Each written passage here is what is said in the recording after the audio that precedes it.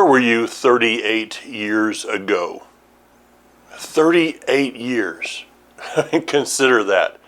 For me, that's still more than half of a lifetime. For some of you watching, you weren't even born 38 years ago. I was in Alaska, had not celebrated my first year anniversary. We had no children. We had no grandchildren, of course. I had just left a government job and was starting a real estate career. Imagine the day, 38 years ago, we had not heard of cell phones. For someone to have a phone in their car was, something of the movies. Internet, what is that? I remember in that day buying our first VHS, video cassette recorder, and it had a wire. It didn't even have wireless remote on it. 38 years ago, 1982, seems like an eternity ago. So much has changed in these days. We come to the place in the Torah that the Hebrews, it had been 38 years in the wilderness, and now they're on the verge of the promised land. But yet the battles are not even close to being over. There's still much that is going to transpire before these people enter into the promised land. But I just want to give you that little scenario there to allow you to consider the time frame that they had experienced. Now, during that 38 years, no one had had to go to the store for groceries, for their groceries came every day in the form of manna that they went out and collected. And no one had to go to the gas station for bottled water because there was a rock that followed them or a stream coming from a rock that was following them. No one had to go to the shoe store, for their shoes had never worn out. There had not been a single person go to those fine French stores of Target and Jacques Penney, and well, that one's going out of business, but you know what I'm talking about. They had not tried to find a Walmart or something to where they could buy clothes because they didn't need clothes. They had not worn out. There had not been a single person that had gone to a doctor because none of them had been sick. Miriam had had a little bout there with leprosy, but it had been healed on the spot by the great physician. Their life, starting, watching this cloud. This cloud is in the midst of them. They never woke up a single day and had to wonder, now, what direction do we go today? Has someone mapped this out? Has anyone figured out how we're going to get from here to there, or which direction we're going to go? Because all along the way, this cloud is directing them from place to place. The thought of this to me is just, it's intriguing. Now, before I get back into that, let's go to, first of all, one announcement. I will, God willing, Bezrat Hashem, I'll be at Revive next weekend. I'll be speaking on Thursday morning at 10:30 to noon. I've got a workshop in the afternoon. I'll be speaking to the youth. Pray for them. And then on Friday at 4:30, I'll be doing a general session. So if you're able to come to Revive, I'd love to see you there. Okay, back to the Torah portion. Before we get back into the 38-year mark and what's going to happen from there, let's look at this briefly, and it's difficult to look briefly at the message of the red heifer. If you go online, open up any commentaries, there will be a statement somewhere. If you specifically, if you look at it from a Jewish reference point, and that is the red heifer is a mystery that is far beyond our understanding. The other side, if you go to Christian commentaries, will liken the red heifer to Messiah, and will go to the point of trying to explain everything out. Well, I do believe that the red heifer is pointing to Messiah. I mean, after all, we have this animal, this red heifer, which is perfect. It is deemed clean, and it is taken outside. It is living within the midst of a people that are unclean. It is taken outside the camp, and it is made unclean so that the people in the camp can be clean. I mean, I see that reference pretty well.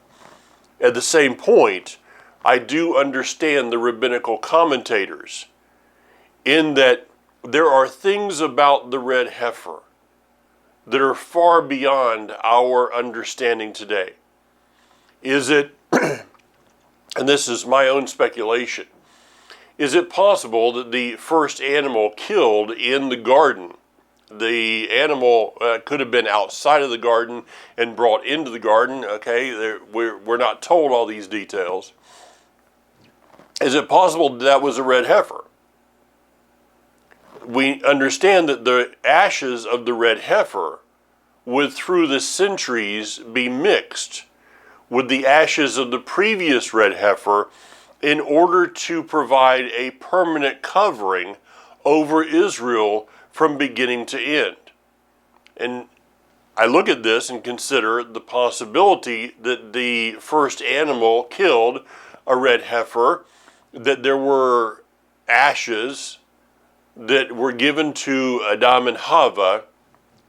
Those ashes are then passed on generation to generation, and we do see that through the generations, the killing of the red heifer and these ashes being mingled one to the other. Is there a possibility that in the end, there will be a time in which we will find not only the articles of the temple or the tabernacle, but we'll also find the anointing oil and the ashes of the previous red heifer going all the way back to the original animal that was killed in the garden? We'll just have to wait and find out. It is intriguing to me. And again, I have a lot of respect for a people who, instead of believing that they know everything, will say there's just points of this that we cannot understand. All right, with that, let's go to chapter 20.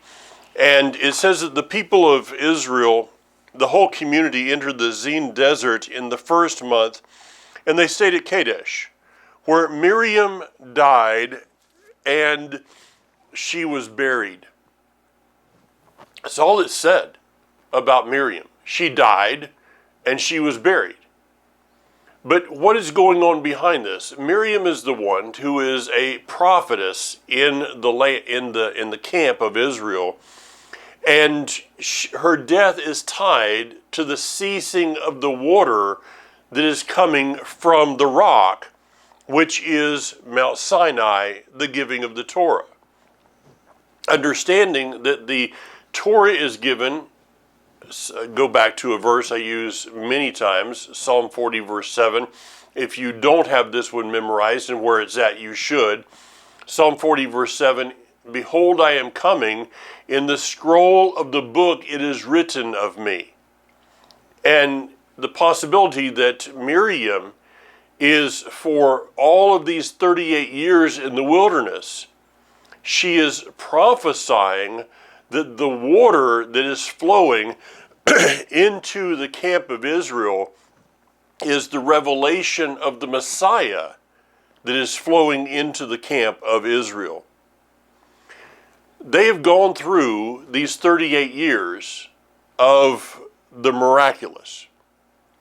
But at the same time, they've gone through 38 years of death.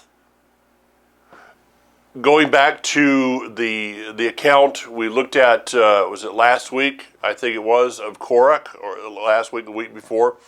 of Korach, of the whole community that died. The land opened up, literally the land, the earth itself opened up, swallowed these people. And then we see the plague and Aaron running out into the midst of that plague and standing between the living and the dead. But Korach is just a, Korach is just a symptom. He's just part of the death that they've seen in these 38 years in the wilderness. It's not beyond my estimation to consider that somewhere along the way, they begin to look at this 600 and something thousand people that were over 20 years old of fighting age. They're dwindling down. They hit, today you get this daily report of the COVID-19 and the deaths, but for them, it's not a counting up of deaths. It's a counting down of deaths.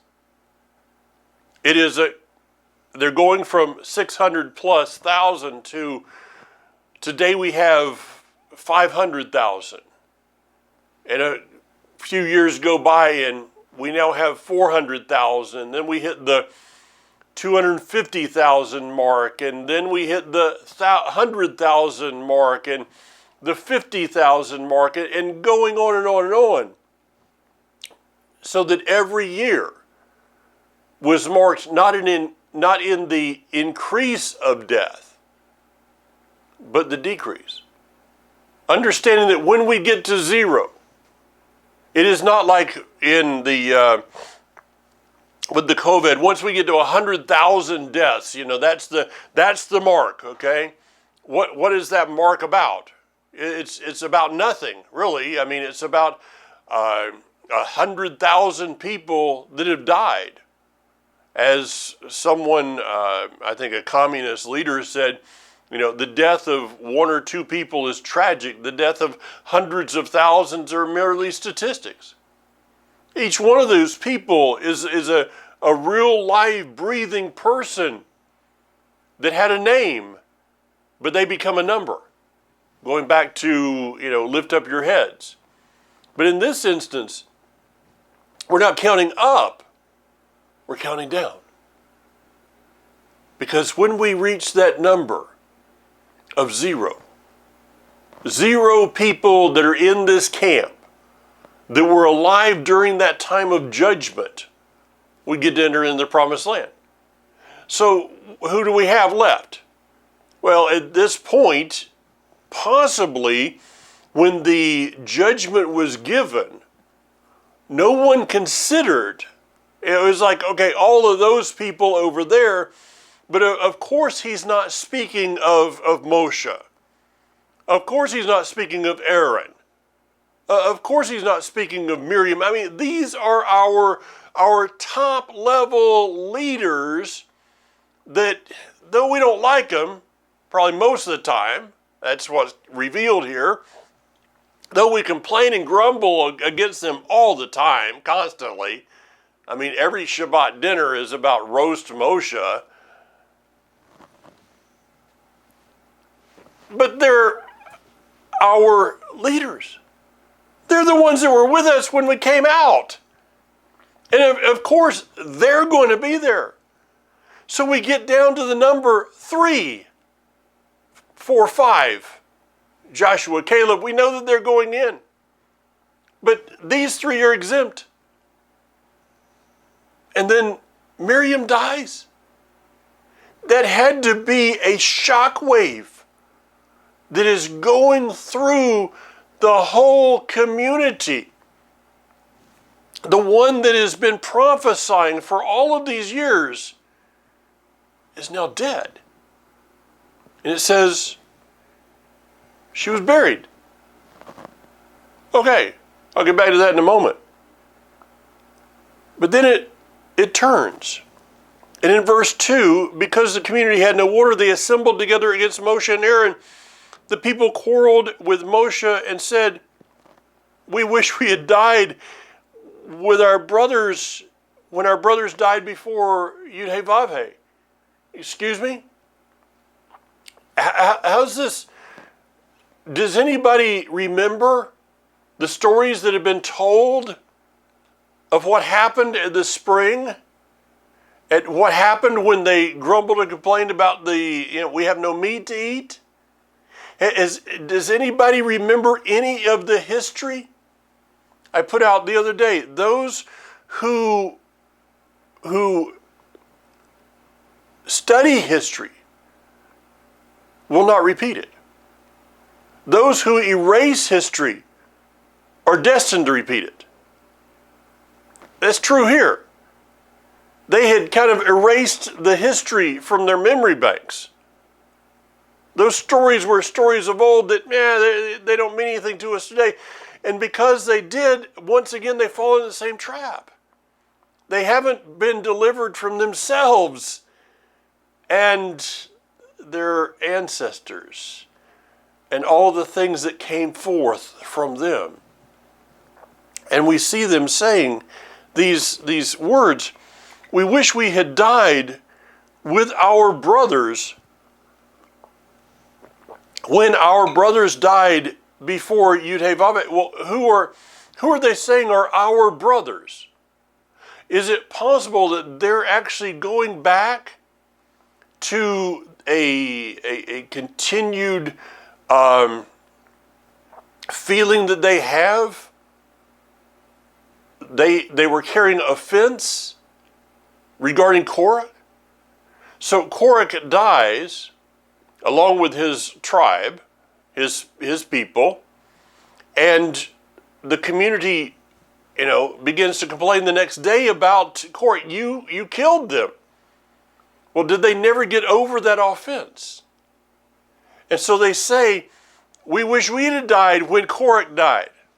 Why didn't the plague? Aaron, why did you stand between the living and the dead? Why didn't you just let all of us die? Well, there's an interesting thing here that Barry Phillips brought out. I was talking with him last week. That if you look at the wording there regarding Korah, it seems that he was setting up his own congregation, even to the point of building his own Mishkan. You can go back to Barry's teaching go to House of David, Gloucester, Virginia, his Remnant of Israel, his YouTube page, talked about a number of these things. That he was developing his own congregation. It was a form of replacement theology of the day. Kind of like the 12 tribes or the 10 tribes would do later on in the Northern Kingdom. That replacement theology thing didn't just start with Martin Luther or with Calvin or whoever else is attributed to this. It goes all the way back to the golden calf. The golden calf was a form of replacement theology. Korah was a form of replacement theology, and they're trying to walk in this thing again. Why? Because they did not learn from history. Why was Korah, go read it again, why was Korah wanting to form his own community? What was the possibility? There were plans for another Mishkan, another tabernacle in the camp, because he wanted to take that tabernacle back to Egypt. He wanted to set up. He wanted to take the glory that he had experienced in the wilderness, and instead of moving forward with it, move back with it. If there's ever a message that we need to listen to today, it's that. We should not, many of us have experienced forms of his glory in exile. It was this past Sunday. By the way, the anniversary of the spies leaving the camp and going into the promised land. They would spend 40 days. It was this past Sunday, Father's Day, which was the anniversary of them leaving the camp. It was also the 25th anniversary of Brownsville Revival, something that impacted my life tremendously. I believe it was a call to the Hebrew roots. But I'm not being judgmental. And I've talked to people about this, that the glory that was felt by many, experienced by many in Pensacola, Florida, eventually became about, no, let's take this glory and go back to Egypt, instead of moving forward with it toward his promises. They then turn their frustration on their leadership.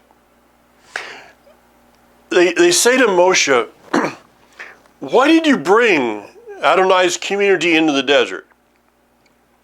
To die, we and our livestock. Why do you make us leave Egypt? Why did you make us leave Egypt? Their frustration,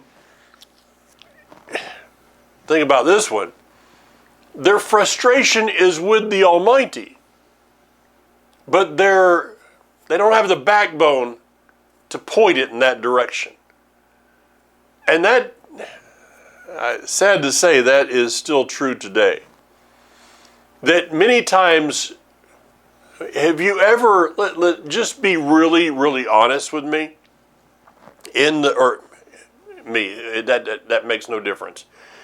Be honest with yourself, and be honest with your Creator, the Almighty, Yud-He Vav-He, Hashem, Abba. Be honest with Him. Is there ever a day that you're frustrated with Him? Let me tell you, if you can say no to that, either you're living like, one step from walking on the water, or you're lying to yourself. I would probably go more toward the latter, and I think most of you would too. There are days that I'm frustrated. I mean, these days that we're walking through today, just to be brutally blunt, I think we probably all have difficulties. I do. I'm trying to understand this. I'm trying to figure it out. I'm trying to figure out, how do we make our next steps? Because I'm not into walking backwards, okay? I don't look I spend very little time when I'm driving looking in the rearview mirror. I'm looking forward. Okay? I don't want to look back. But in the looking forward, in the moving forward, there's times it's frustrating. Where's that cloud? Why is it not moving? Why is it moving in that direction? That's not where I expected it to go. But instead of being honest about their true frustration, they took it out on Moshe, which is very, very true. Have you ever had a situation in your life and you were frustrated about one thing, but you took it out on somebody else? You were frustrated about what somebody had done, but you took it out on the wrong person? Instead of dealing with the issue, you kicked the dog. You pulled the cat's tail. Whatever you do to alleviate your frustration, right? I don't believe, I don't believe that the Almighty is really nervous when we're honest with Him. I don't think He has a problem. What He has a problem with is us complaining about it. But when we honestly come before Him seeking answers, think about your own children. If they came to you and, complaining about the Brussels sprouts, instead of saying, tell me why I need to eat Brussels sprouts. That's two different things. They came to Moshe, and they have an honest kind of an honest gripe here, okay? It says, why do you make us leave Egypt? To bring us to this terrible place. Okay, terrible place. They never understood the purpose of the place. He does not lead us into a terrible place. He leads us into a place we need to be.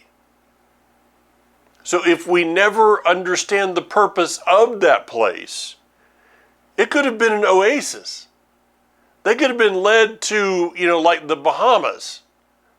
They could have been led to the French Riviera or something. It didn't matter. The environment of the place was not the problem. The problem was that they never saw the reason for the place. And that was to bring them out of where they were and help them to long for where they were going. It says that this to bring us to this terrible place without seed, figs, grapevines, pomegranates, or even water to drink. It's legit.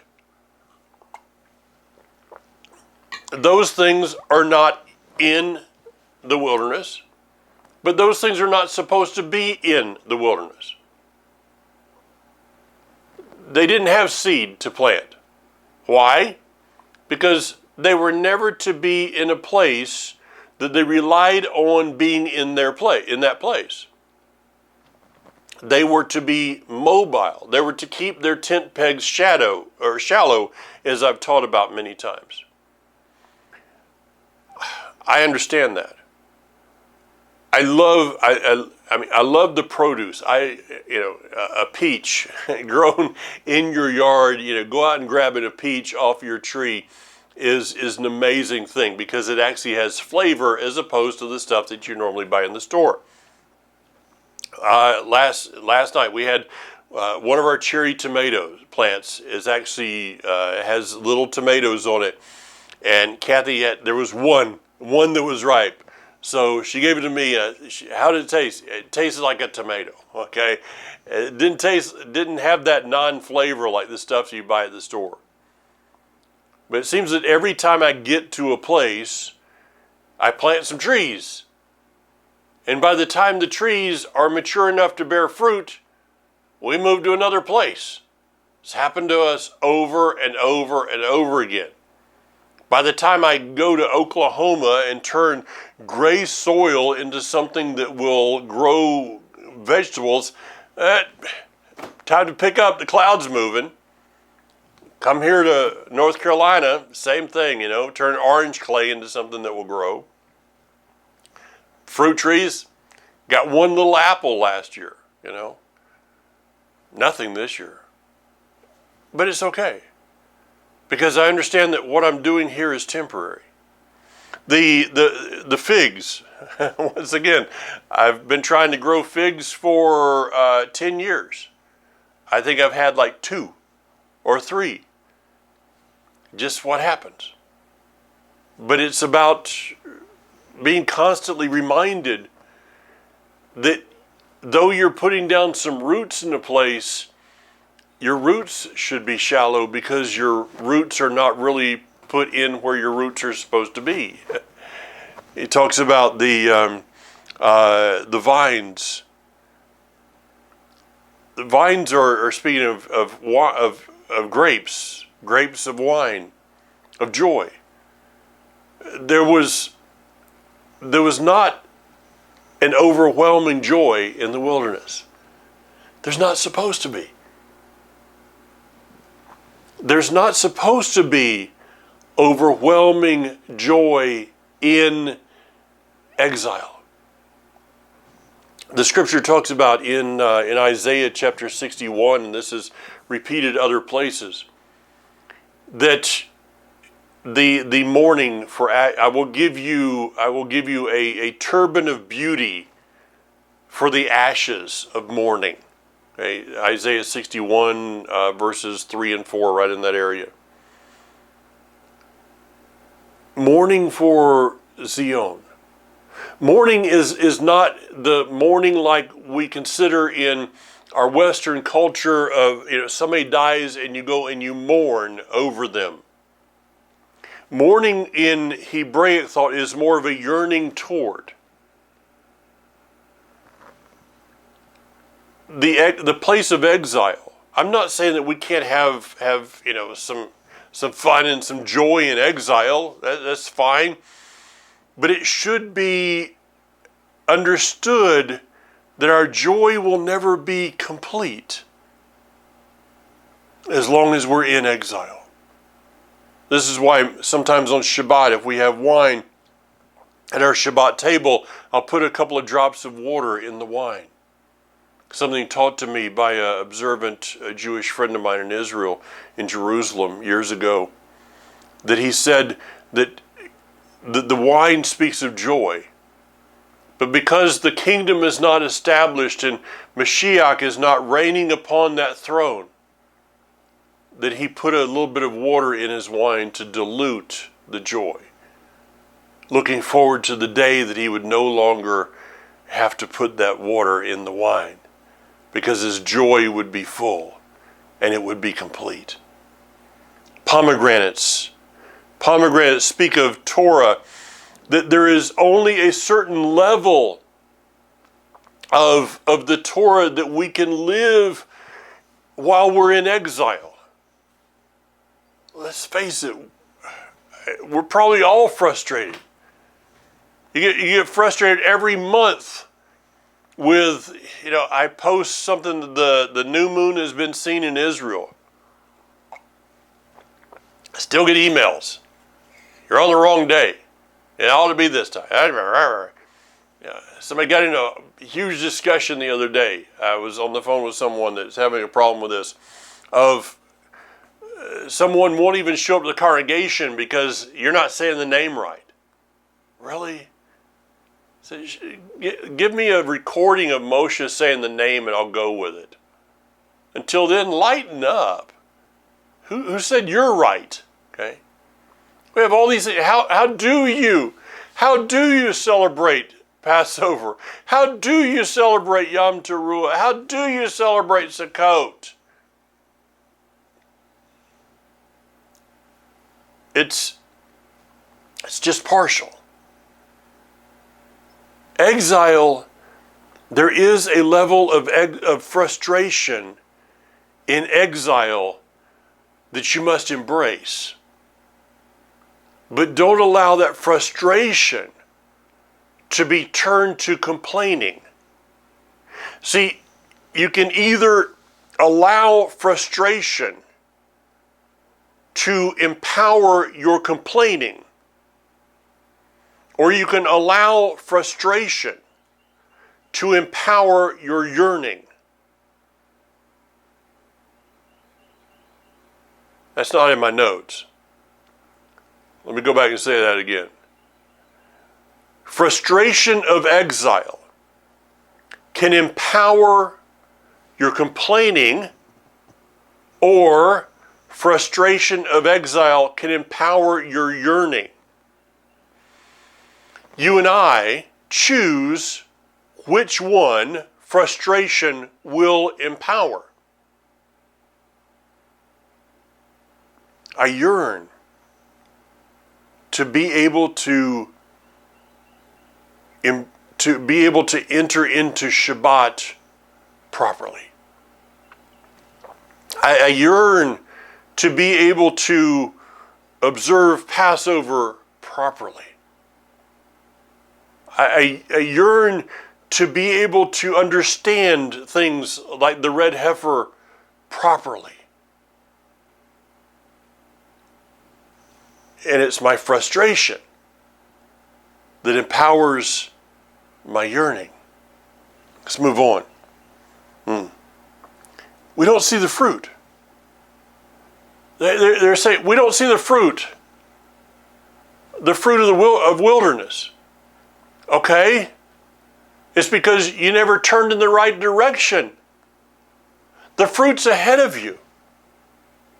The fruit is not behind you. The fruit is ahead of you. And so if you never turn toward your destiny, you can never see your fruit. I hope you're getting some of these things that are coming out of this today. In order to, they could have gone back to Egypt and gone back to the same things that they're saying they haven't had. Because these things are in Egypt. But the same thing that's in Egypt is not the same thing that's in the Promised Land, because if the Almighty gave us everything of the promises in exile, here's the problem. They would have been satisfied in exile. Satisfied in exile. There's a message for you. Let's move on. It causes frustration. I mean, I got this with Moshe. In verse 10, Moshe and Aaron assembled the community in front of the rock. Listen here, you rebels. Are we supposed to bring you water from this rock? He's done. In the end, he's done. And anybody that wants to point a finger at Moshe here, watch those other three pointing back at you, okay? Anyone that's ever been in leadership, at any level of leadership, that points a finger at Moshe, you've never really understood what leadership is about. The people became frustrated with where they're, and after 38 years, okay, I got it. But their frustration was then directed at the wrong place, at the wrong person. And that frustration caused Moshe he literally entered into the people's frustration. And that entering into that frustration cost him more than he should have ever had to pay. Let's face it, the moral of the story is this: that the person in the camp outside of Joshua and Caleb that is actually worthy of entering into the promised land won't.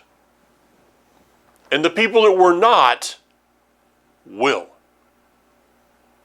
Life's not fair. I read the words of Jacob, James. Let not many of you become teachers. And let not many of you become leaders. Your judgment, you're going to be judged different.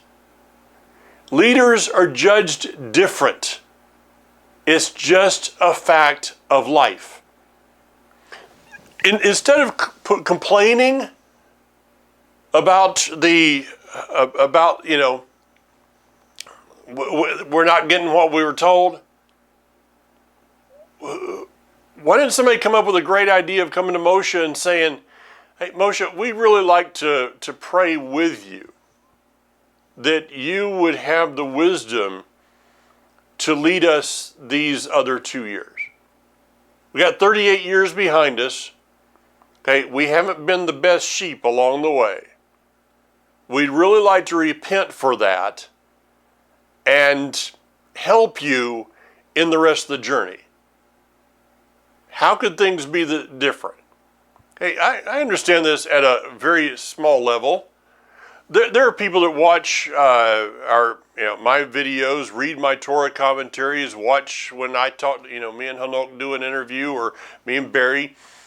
And the only time I'll hear from them, if I misspell a word. I'm serious. I know, if I misspeak one statement, I get an email. I've never heard from them, for the last 10 years. They've never given a dime. Never done anything. But if you misspeak one thing that they don't like, I'm going to turn you off. Send a Torah portion out. As I've been doing for 13, 17 years now. Never hear from the person. Unless I, have a typo. You didn't spell that right. I had somebody the other day, hey, thank you for doing this. Found a word misspelled on my website. Okay, I'm human. But, at least say, hey, I enjoyed your website, but there's a word misspelled. Instead of dumb, you got a word misspelled. Wow. We need to think different. Leaders need to think different toward their flock, and flocks need to think different toward their leaders. If we're going to make it, we need to figure out how to work together moving forward, not tearing each other apart. Move on. The word is over in Deuteronomy. It says that Moshe and Aaron would not walk into the promised land because they did not display his holiness in front of the people. They did not display his set-apart nature. As much as it seems when we read in the scripture, as much as it seems like he might do, the Almighty has never entered into the frustration. Here's the thing. Moshe and Aaron were supposed to keep themselves set apart from the frustration of the people. But because they did not demonstrate that, they too would die. Now they make it through this and they get another battle. Okay, now they're not battling internally, they're battling against Edom, and a lot of things are going to be happening here, and then we've got another death. 2 out of the 3 leaders die in this Torah portion. Miriam and Aaron. But there's a strike difference between the death of Miriam and the death of Aaron, in which it says that, and we don't know if, just one day somebody said, Miriam's not coming out of her tent this morning, somebody go check on her. She's dead. As opposed to Aaron, he's actually given an insight of that you're going to die. And maybe the insight is given to him because of what he had set up. Okay, the key is this, that Moshe did as Yahweh had ordered.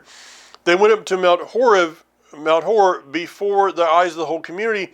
Moshe removed the garments from Aaron and put them on Eleazar his son, and Aaron died there on the top of the mountain.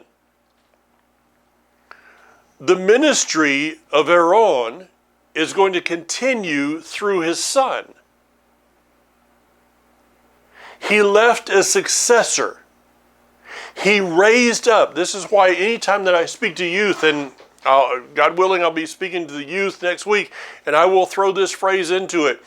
I will tell them, do not ever allow anyone to tell you you're the next generation. You're not waiting for somebody to die. See, Aaron had already been raising up Eleazar, so it was a transition. If we don't raise up successors, we will die with no one to succeed us. I mean, that sounds pretty simple, doesn't it? If we don't raise up, if there's not a generation this being raised up in front of us, we're one generation away from losing the whole thing. It's just the simple truth, folks. The difference between the two is that when the entire community saw the death of Aaron was dead, they mourned Aaron 30 days, the whole house of Israel. As opposed to Miriam. Miriam died, she was buried. And the people began to complain. Why? Because there was no one there to continue prophesying over the water in the camp. The prophetic voice of the Messiah being revealed to all of Israel was shut with the death of Miriam.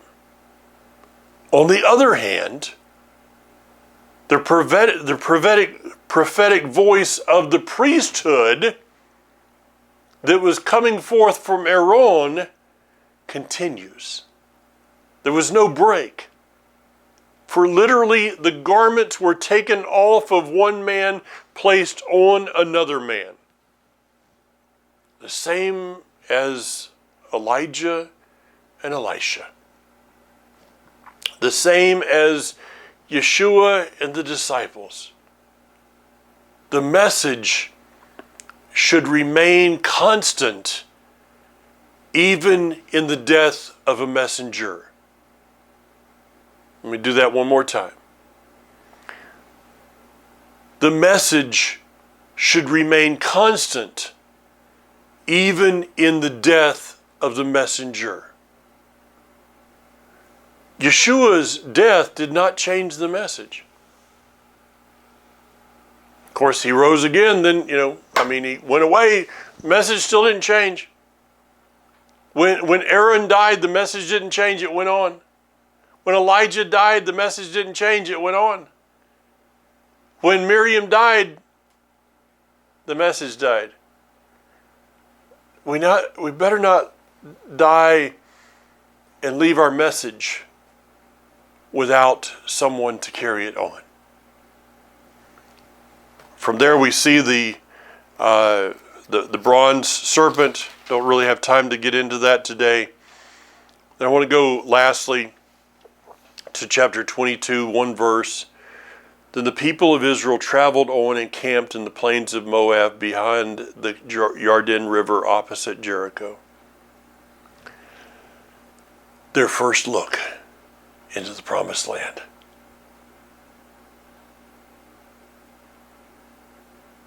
Are we today, through the events of history, for those that see with their ears and hear with their eyes? Yeah, I said that right. For those that see with their ears and hear with their eyes, are we seeing the first glimpses of the promised land? A river between us and the promises. A river that at the moment looks a little impassable. Because of course, he brings us here during the flood, not when it's all dried up. He brings us here when the thing's out of its banks. But yet it's the first time that many of them would begin to gaze in the right direction. Ladies and gentlemen, if there's anything that I can give you today, as we're looking at the events that are happening in the world around us, make sure that you're gazing in the right direction. Because our gaze, the direction you look in, will direct the direction, will establish the direction you walk in. If you're looking the wrong way, you'll walk the wrong way. Let's gaze toward his promises. Shabbat Shalom, Shavua Tov, blessed, prosperous week. Next week I'll be kind of in that mindset of heading toward Revive, so appreciate your prayers during this. I'm taking this very serious, very serious. I usually do, but this is a very, something about this year being at Revive is different to me. So, Bezrat Hashem, see you again next week. Until then, be strong. Yivarechecha Adonai v'yishmarecha.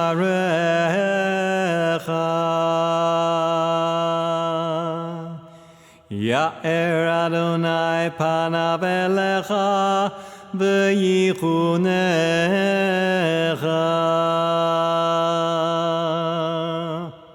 Yisa Adonai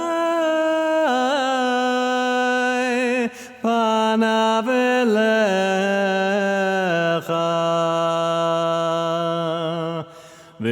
v'yasem lecha